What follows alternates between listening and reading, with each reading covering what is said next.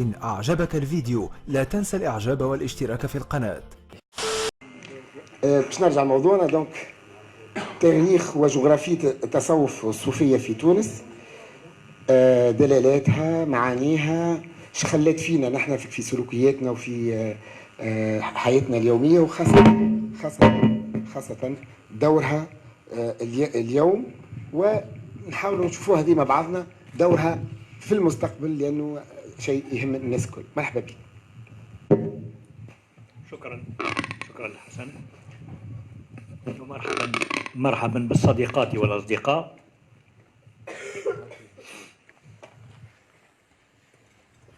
باش نعمل مدخل غريب شوية، مش متآلم. قلت الصوفية وتونس ودولة الصوفية وتونس. عندنا إنسان خلي مهما كان الأمر نقدسوه هو محي الدين بن عربي. محي الدين بن عربي من هو؟ ها هو ابن العربي، ولد سنة 1164 في مرسية بالأندلس، ومات بدمشق سنة 1240. قبره في دمشق قبلة الأنظار منذ 8 قرون، على جبل قسيون في أعالي دمشق. من دفن معه في وقت من الأوقات؟ الأمير عبد القادر الجزائري. كانوا المتصوفين في بلاد المغرب لا يهدفون إلا لغاية واحدة، هي التقرب من الإمام، من الشيخ الأكبر محي الدين بن عربي. لماذا؟ من هو هذا الرجل؟ من هو هذا الرجل الغير عادي؟ لماذا قدم من مرسية في الأندلس وحضر جنازة ابن رشد، وكان يعرفه منذ الصغر؟ أبوه قدم له ابن رشد وهو في سن 14. Il était initié.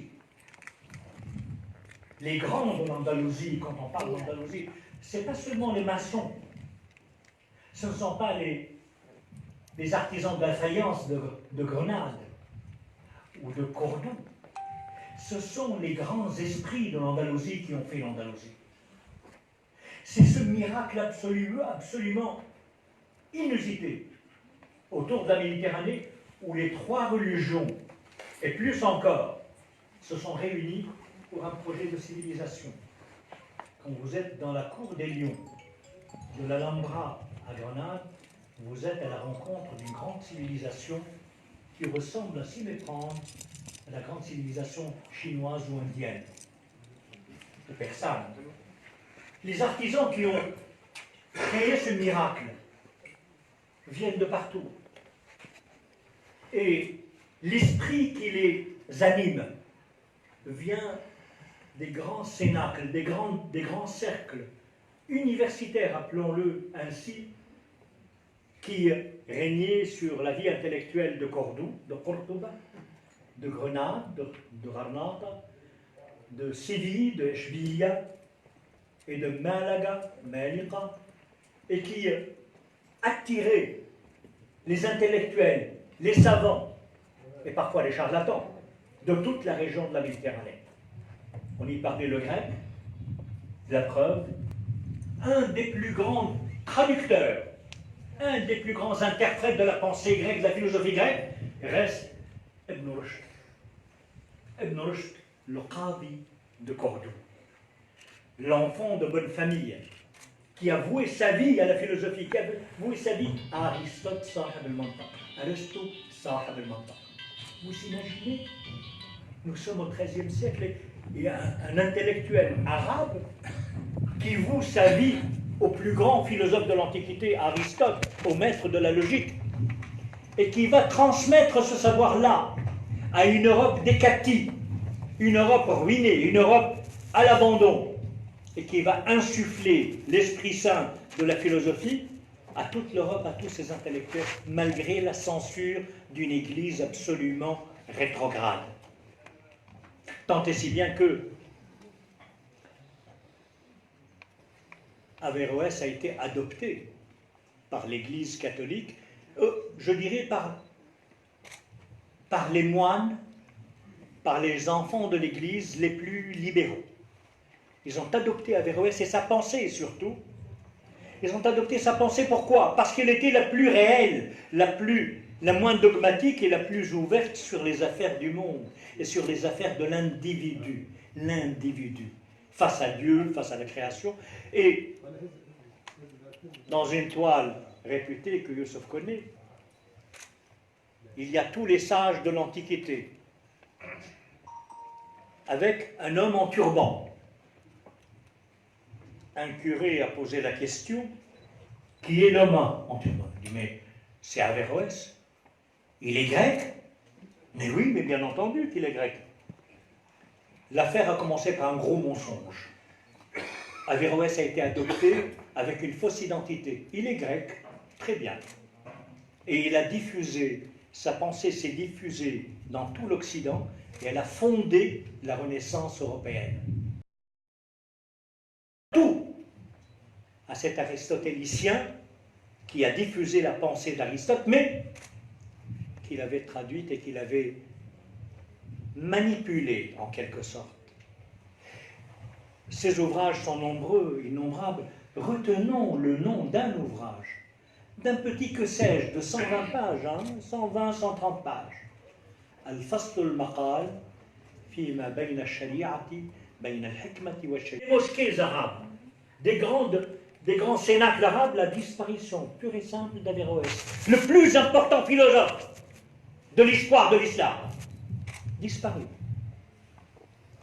Il y a une forme perverse de la censure impériale. C'était quoi, Hassan? Tu sais quoi?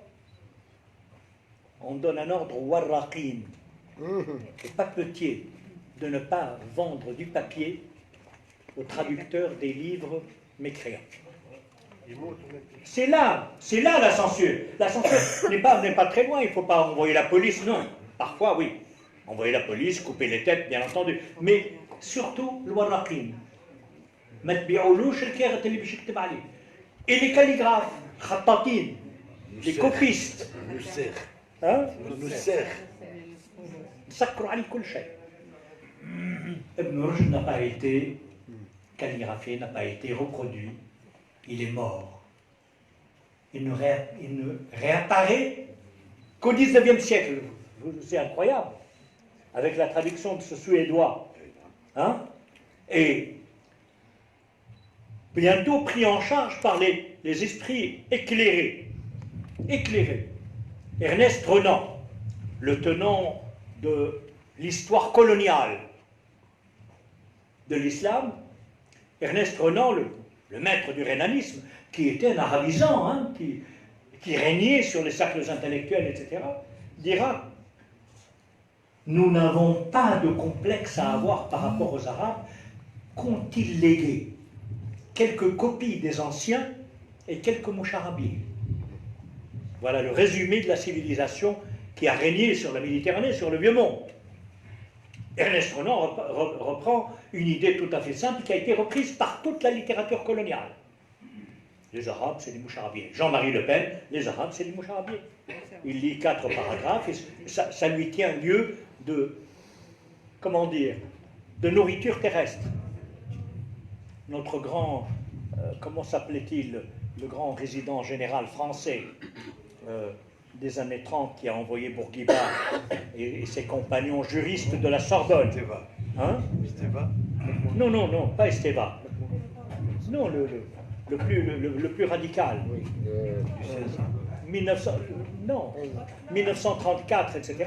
Il a écrit une histoire de l'Afrique du Nord qui commençait ainsi. Des chameliers faméliques venus de la péninsule arabique diffusèrent dans toute l'Afrique du Nord le fatalisme musulman sous lequel ploient les indigènes d'Afrique du Nord. Ah, la tonalité. Non, c'est plus tard. On va le retrouver.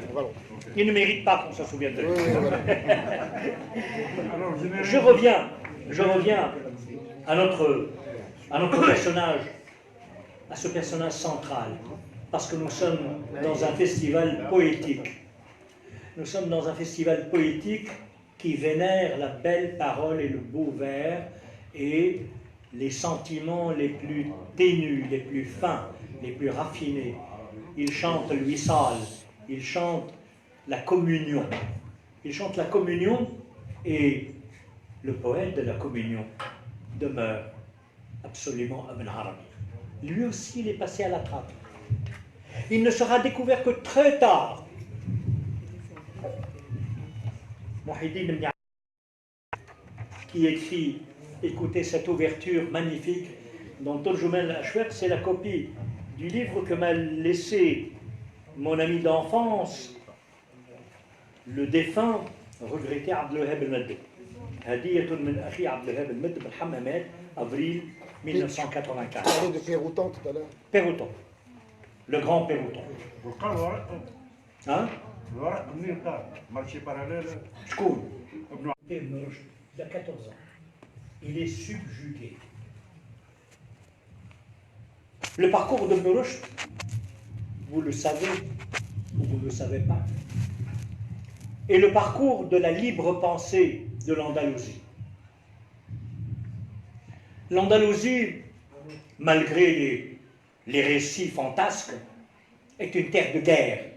Il ne se passe pas une décennie sans guerre, sans qu'une taïfa prenne le pas sur l'autre taïfa, sans qu'un roi marocain ne vienne occuper l'Andalousie, battu par son cousin, etc. C'est une guerre inlassable.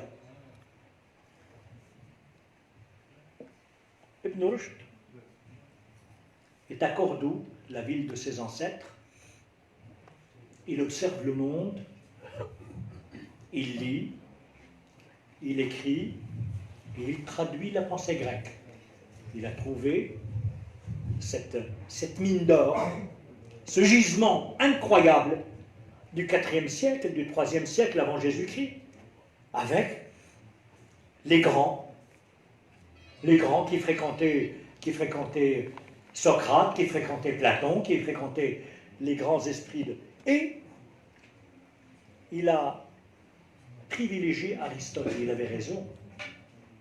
C'était la pensée la plus complexe, la plus élaborée, la plus méthodique, celle qui résumait le monde à ses yeux. Il a commencé à le traduire en arabe, et derrière lui, ça revient à une conversation que nous eûmes tout à l'heure, derrière lui, les érudits juifs de Cordoue. Il y avait un certain Maïmounide, le grand médecin, qui va finir sa vie comme médecin de Salah ad-Din al-Ayyubi en Égypte, qui avait des hémorroïdes, mais ne pouvait pas montrer son derrière à un médecin arabe. Non. Donc un médecin juif, Mouchaïd. Donc Maïmouni est devenu le médecin de Dobr Salah ad-Din al-Ayyubi. Ce qui est un peu important, c'est que Ibn Rushd a été attaqué très vite, massivement, par les ulama de Marrakech. Pourquoi Marrakech? C'était la capitale de l'empire qui régnait sur l'Andalousie. Il fut convoqué à Marrakech, j'abrège. Et les ulama sunnites malikites, enfants de l'imam Sahnoun de Kérouan, s'attaquèrent à lui, page par page, firent son procès et finirent par organiser l'autodafé des livres de Rushd. C'est-à-dire la quintessence de l'intelligence de l'esprit de l'islam a été brûlée en place publique à Marrakech pour en finir. L'Okhrin poursuivait les papetiers pour qu'ils ne donnent pas de papier, de waraq aux intellectuels libres. À Marrakech, on a trouvé mieux, c'est l'autodafé. Ibn Rushd fut outré, révolté, tomba malade et mourut de cet affront suprême, qu'un certain petit misérable qui s'appelait Adolf Hitler reprit plus tard avec les plus grands écrivains de langue allemande en organisant des autodafés partout, à Berlin et ailleurs et à Francfort, pour brûler la pensée impie. Heine. Hein? Heine. La nuit du cristal. Il a brûlé Heine. Il a brûlé tout. Tout.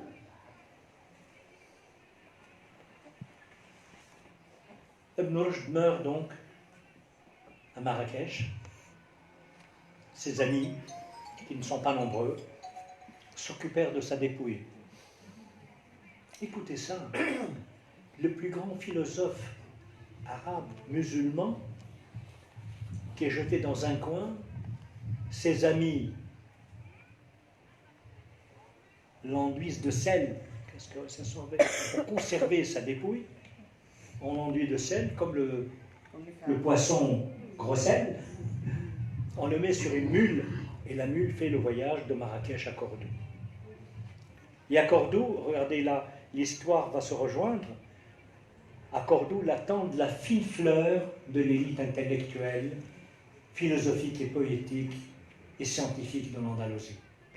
Tous se sont donné rendez-vous à Cordoue pour faire leurs adieux, faire la prière du mort sur la dépouille de Ibn Rushd qui fut enseveli du côté de Baïsine. Ceux qui connaissent Cordoue, c'est le quartier. C'est à Grenade. À Grenade. À Grenade. Baïsine, c'est à Grenade. À Grenade. Non, là, nous sommes à Cordoue. Cordoue. Et Ibn Rushd est enseveli. Un jeune homme est présent, fait ses prières et décide de quitter l'Andalousie comme d'autres intellectuels, comme d'autres savants, le même jour. Il s'appelle Ibn Arabi. Ils prennent la mer, ils prennent le chemin. Il va se réfugier où? Il va faire une grande tournée. Mais principalement, il va se réfugier à la Mecque. La ville, la cité la plus préservée dans ces guerres. À l'époque, nous sommes en pleine guerre. Nous sommes en pleine guerre et le seul endroit tranquille, en quelque sorte, c'est la maison de Dieu. Et là, il tombe en poids-moison. Il est étonné par la qualité humaine des réfugiés de la Mecque, qui viennent de partout. Il y a la famille Rostomi, il y a la famille qui n'a rien à voir avec Hichem. Et والسلطان ملك يعضده جنود الدولة وأعوانها والأعوان يكنفون مال الرعية والرعية السوق والسوق قوامه العدل. العدل أساس العمران. العدل أساس العمران. أخذته النهضة السلوغان هذا الأيامات. أما ما قالوش الباقي. ما عطاوناش الفقرة الأخرى. ما خذاوش الفقرة الأخرى. حتى عبد الرحمن بن خلدون شاهدنا نسخة المقدمة في المكتبة الملكية بفاس إلى جانب جامع القرويين اللي هو الجامعة المغربية اللي هي جات بعد الزيتونة والتي بنتها خديجة الفهرية امرأة قروية خديجة الفهرية واختها التي بنت العدوتين المسجد الأخ. معناها النسخة بتاع ابن خلدون موجودة مخطوطة ولا يقرأها. كانوا مسكرين عليها. المشايخ بتاع القرويين من أكبر الرجعيين اللي تابعين مشايخ السنة المالكية بتاع مراكش. هذوما اللي كل جديد بدعة وكل بدعة ضلالة وكل ضلالة في النار وبئس القرار. والحمد لله مشى هذا شو اسمه أينشتاين وجماعة هذوما الكل والصاروخ والطيارة والدنيا الكل مشات. عدنا كل جديد بدعة كل محدث كل محدث بدعة وكل بدعة وكل ضلالة في النار وبئس القرار. وياخذوا بها العالمية. خليها الأرض منبسطة وقتها. وياخذوا بها الأرض توا منبسطة. شكون قال لك الأرض كروية الشكل؟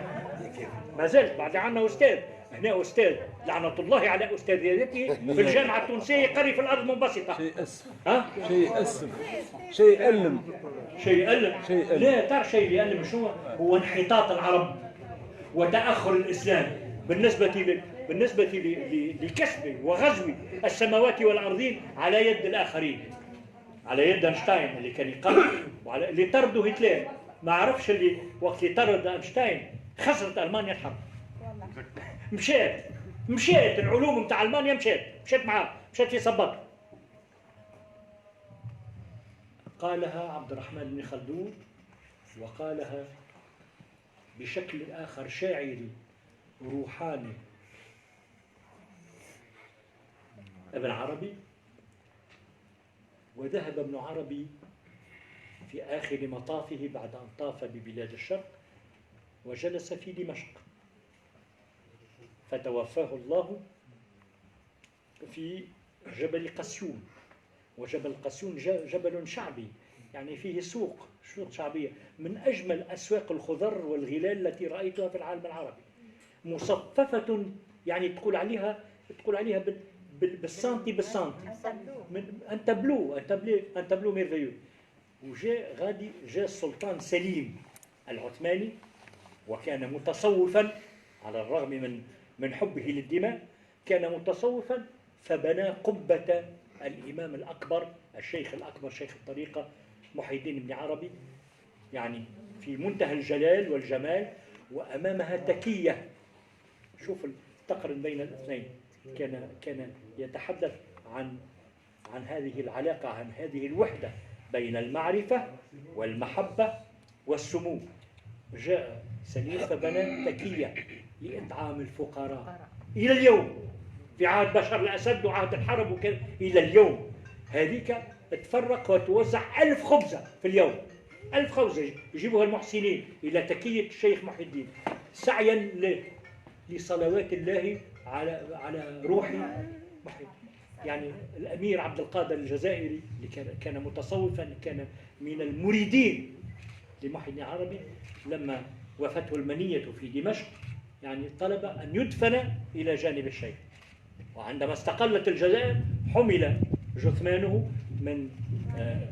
من مكانه، وأظن أنه أسف لذلك، إلى عاصمة الجزائر الحبيبة، ليدفن في نصب تذكاري سوفيتي كبير هكذا خشن، في حين أنه كان بين يدي سلطان العاشقين، مش ابن الفارض بركة، كان بين يدي محي الدين بن عربي الشيخ الأكبر، الذي يؤمه الناس إلى حد اليوم هذا، من الهند، من أندونيسيا، تراهم يبكون إلى جانب الضريح.